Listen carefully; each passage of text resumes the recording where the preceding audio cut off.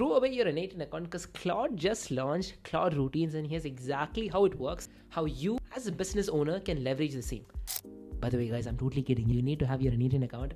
Let me get into this. So Claude launched Claude Routines 8 days back, and for the last week, all I've been doing is testing and playing around it and trying different things because I didn't want to make a video just like that. I wanted to make a video that business owners can actually implement. So in this video, we will be covering 4 important things here. Firstly, what is Claude Routines and how it works. Secondly, setting up Claude Routines live, whether it's on the VS Code, whether it's on Claude app, or whether it's on your own terminal. Third thing is setting up a Claude routine and showing you the best case scenarios and best practices I've learned to get the best output. And lastly, when is the best time to use Claude routines and when is the best time to use N8N workflows. Yeah, let's get into it. So let me first tell you what Claude routines is, yeah, and how it came to be. So before, when you used Claude, right, you can do certain things with Claude when connections came in, when connectors came in, where you can connect with different platforms within Claude itself to do certain tasks. Like, hey, pull my emails through the Gmail connection I have. Pull my tasks from Notion connection that I just made. You can do all these things, but guess what? It was only limited to you prompting it. If you prompt it, you input it, you get an output. Yeah, that's how it worked. Then OpenClaw came in. It disrupted a lot of stuff because OpenClaw had a thing called cron jobs. Cron jobs is just a fancy word for schedules. It had schedules. It ran on a on a scheduled basis where if you tell it on 9 a.m. every day, send me this, it's going to do that prompt instead of you doing it. The schedule is going to do that thing. Yeah. Seeing that, Claude Code got a bit insecure and they launched Claude Schedule. Yeah. Claude Schedule did the same thing, but the thing is Claude Schedule was limited as well. Claude Schedule just randomly worked on a scheduled basis. But what if I wanted software A to trigger this? What if when this happened, I want this to be triggered, not when a schedule happens? So that's the beauty of Claude Routines, yeah? So Claude Routines not only works through schedule, but it works through API calls and GitHub request. What is this? This means any external tool, whenever something happens in a different tool, it can trigger this. So it's not just limited to schedules anymore. This makes it much more powerful than it ever was. And yeah, and GitHub as well, where if anything happens on GitHub to your code repository, it's going to work. But this, we're not going to cover this because for business owners, what matters is API call and schedule. That is what I'm going to be covering on this video. All right. So let me first explain to you what the old way was and what the new way of doing things. Yeah. So firstly, the old way of doing things is some software, right? Some software, either it's through schedule or maybe I got an email or I got a sales call or my calendar starts, the automation gets triggered. Then an N8N or Zapier or make.com layer, multi-step layer like this. You see, there's multiple steps involved, right? Works. I have formatting, I have different workflows, different stuff. And then I get an output. The output, either sometimes it could be creating a task on Notion, sending me a Slack message, doing something on email. So it has certain actions that it does as an output, right? That was the old way of doing things. That's the N8N, all this, the automation way of doing things. Yeah, I wouldn't technically call it the old way. And the Claude Code routine way of doing things is you have the same thing now. Now you can trigger stuff from different workflows, and instead of having a multi-step, you see, this thing took me 2 days, yeah, 2 entire days for my team when I developed this thing. I can easily replicate that entire thing with a simple prompt, Claude, and it's going to do the exact same output for you. But there are certain limitations, right? I'll get to the limitations towards the end of the video, so stick till the end because you're going to learn a shit ton, I promise you. All right? So that's the beauty of the whole thing, yeah? Let me show you one Claude routines I've set up for myself, yeah? So I created a daily check routine.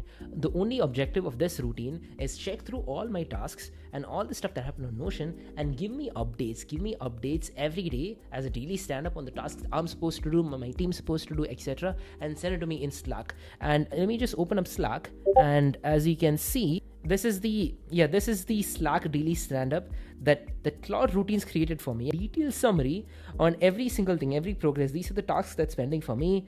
Team has these activities pending on their side. It shows me all the bottlenecks, what hasn't happened so far, what opportunities are being missed, etc. Yeah, so that's one routine I've set up for myself, daily stand-up. It's amazing, quite helpful. Now let me show you how you can set up Claude Routines by yourself. Yeah, so there is 4 ways in which you can set up Claude Routines right now. Either you can go to the web app and set up the routines, or you can go to Claude's app and set up the routines. Both of them are the same thing. Yeah, it's the same thing. Or you can go to your terminal and set up Claude Routines, or you can set up Claude Routines on your IDE like VS Code, Cursor, etc. So I'm going to be showing you for example, for for the Claude app and Claude web app, it's the same process. Yeah, you see this code setup. You open up your Claude, you see this code setup. You click on this code, and here it's going to see an option called routines, and you click on it, and that's where you can create a local or remote routine. Yeah, and for terminal, you open up your terminal and you need to type in a thing called schedule. Yeah, you type in schedule, and then you can give it instructions on how to create schedule. You can even list existing schedules, you can update schedules, etc. So since I'm not going to show this, I'm just going to skip this part. So IDE, the same thing. In the IDE itself, you type in /Claude on the VS Code, on the Claude extension, and as you can see, you can create list and do all those things in here. Okay, so let's just go back. This is much easier. So two types of routines you can have. Local routine doesn't allow you to have API. So if you click on local, it's locally for your laptop. It can do stuff within your laptop, control your mouse, do certain things, but it doesn't have an API call yet. It's only based on a certain schedule, and it's limited to your laptop being open. I'm not going to get into it because it's limited. It's not as powerful as it can be. But the latest one is remote. In remote, as I said, the trigger is either a schedule or an API or GitHub repository events. Yeah, GitHub repository events, we're not going to get into it because it's not relevant for you guys. And this is where you add a name, you add a description on what it's exactly supposed to do, you select a good model, and then you let it go, and you add the relevant connections that you need to do certain things. Yeah, the only limitation is this: you're only limited to the connections that Claude has. Claude technically has most of the connection. So most of you guys, for most of your tools, you should be good to go, but not all the tools. Yeah, I can guarantee you're not going to be covered with all the tools because this doesn't have all the connections, nor do you have to use these tools. Yeah, I'll get into it. So let me just firstly set up a Claude routine in here. Yeah, so go to Claude, click on new routine, and what I'm going to create one example for you. I'm going to create an email analyzer. I'm going to create an email analyzer for you guys. Okay, so click on new routines, click on remote. I'm going to email analyzer, and I'm going to be the beauty of every routine is all about the prompt. The more specific you are, this is something I've learned, right? The more specific you are, the better the output will be, and also the less your limit is going to go. Like limit usage control is a very, very important thing these days because, they have a lot of limits that's placed. So if you don't give it proper instructions, you're like, hey, give me a summary of this, it's going to go through all the information, process all this information, you're going to easily blow through your limit. If you're very specific, you're gonna be very, very efficient in the limit that you use here, right? And the way you can do that is by adding two layers, right? Firstly, role and objective, and then instructions, and then if possible, examples. So that's how I usually prompt every single layer of mine. So I like to add this thing because prompts often use markdown files, and in markdown, 2 hashtags means headline too. So, but it's not relevant. But anyways, role, your email analysis agent. Your role is to go through, you give it an objective, and you give it a role and you give it an objective. Your role is to go through all my messages on a daily basis, and as an expert, you categorize and So this is how you give it a role and objective. Oftentimes that's enough, but I like to give it proper instructions, right? First, because if you give it instructions, it will do very specific things. So you give it proper instructions, it's going to be very efficient. So firstly, from drafts in boxes, God for today. Because if you don't do certain things, right, sometimes it's going to read through all your emails, which is very bad. Yeah, all your emails. If you tell them exactly what it is, it's not going to blow up your context window. All right, context window means the amount of context. It's like how much information can your brain hold today with limited amount of sleep. It's very limited, right? That's technically how context window works. So you can't put so much information and expect it to be good. It's like humans. So sometimes I can give examples as well. In this case, you don't have to give examples. So that's pretty much it. Role and objective. Objective and then instructions. If you give proper instructions, it's going to do exact same thing, right? Like for example, you guys remember this one I told you? All I told it was like, hey, give monthly, weekly, daily summary on all the tasks. It went through all my tasks. It went through all my sales database. It went through all my project database, and it just basically ran so many more information that I don't really need. I don't really need it. And not only that, because I told it to give it to me on Slack, it sent it to me in team chat. Like, if I didn't give it permission, if I wasn't too careful enough, right, this message of my sales and my task would have been sent to my client's Slack channel, which would have been bad. Okay, so that's why it's very important to be very specific. So now that we've done that thing, right, now that we've given instructions, let's do a schedule. Firstly, I'm going to do a schedule, then I'll do the API trigger, right? I'm going to be like, hey, run this on 1 a.m., 1 p.m. every day. That's when I start. So 1 p.m. every day, click on add a trigger. And then I can add the relevant connections. I always recommend removing connections that you don't really need to, because it's going to blow off the context. Let's use Gmail and Slack. That's the only connections it needs. Now let's click on create. Okay, now it's going to run at a particular time. However, if I want to run it now, all I have to do is just click on this, click on run now. Then it's going to run. As you can see, the workflow is going to run, and then I can see how it's going to work. Okay, now it's going to see how it's going to work. Alrighty, so it just completed. It took a solid 8 minutes or so. Yeah, it took a solid 8 minutes or so for things to be done. And if I check on Slack, let's go to test. As you can see, it went to the exact Slack message. It gave the exact Slack message on what needs to be done. As you can see, it shows what's important. Hey, key and important emails. I got a meeting for tomorrow scheduled. I got a client booked. These are just important emails that I need to be aware of. I got a guest session that I was attending. All the key emails, everything that's in draft, right? Everything that's in draft is going to be in here. Okay, I hope my editor is blurring all these things, because some of this is very important, because it's directly fetching from my email. It shows exactly, as you can see, I got an email from Ali Abdal. I need to reply. Haven't decided. It's still unsent. It shows me all the drafts that I have. It's all the drafts in my email that I haven't sent so far. It even shows me non-important emails in here as well. Isn't it beautiful? Isn't it amazing? I love this thing. I love this thing.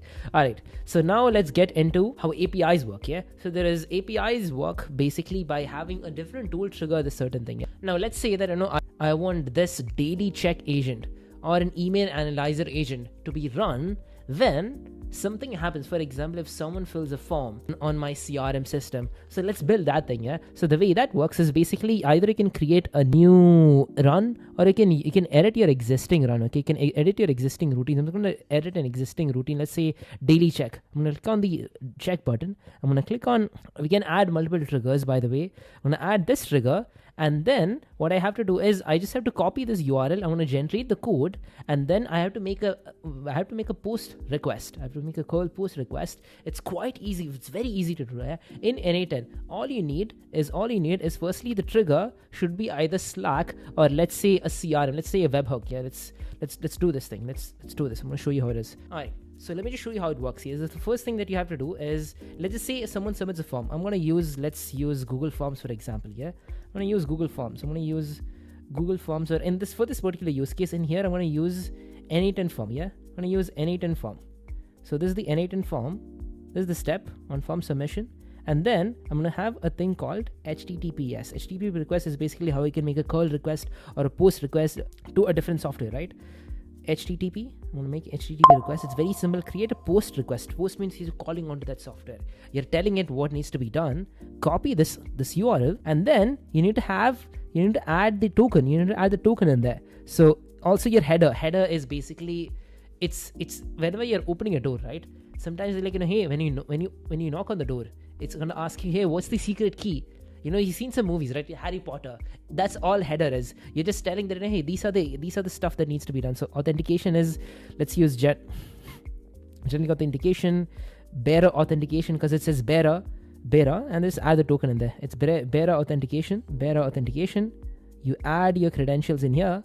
You can add the bearer token in here. So click on generate token, copy this token, and just paste it here and click on save. Okay, and then add any other relevant header that you need to add.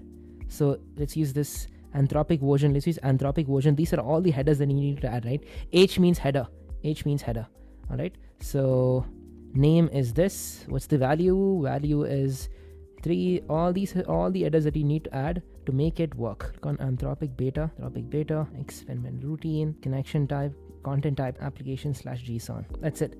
And then you need to add the body from the previous, either like this form data, and you just select the data from the previous step and just send the data. You can just connect. You can select what data you want to send, and just send the data, and that's it. And every time a form submission happens, boom, the data gets automatically sent, and this gets triggered, and that's it. Every time the form submits, this happens, and it sends a message to Slack, it creates a proposal. So there is so many different use cases. There's so many different use cases that can be done. There's so many use cases, right? Like creating summary, analysis, all that stuff, which is why I'm going to be creating an entirely detailed video of me creating a proposal using the Fireflies transcript automatically from Claude Routines. The video is going to be attached towards the top. Watch that thing. And yeah, that's how we created in N8N.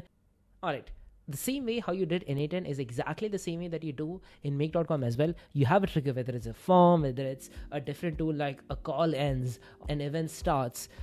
You have the trigger. For example, in here it's the form. As we said, you select the form ID. By which form? You can select the form ID, choose the form, and you do the same thing. You create an HTTP request. You make a request using the HTTP module. You select basic authentication, you add the bearer key in there, you add the header, and that's it. That's the beauty. The step in Zapier is a bit different, but I'm going to show you how it is. So in Zapier, it's somewhat similar, but not exactly same. So you'll have the same thing. You'll have a trigger that says form.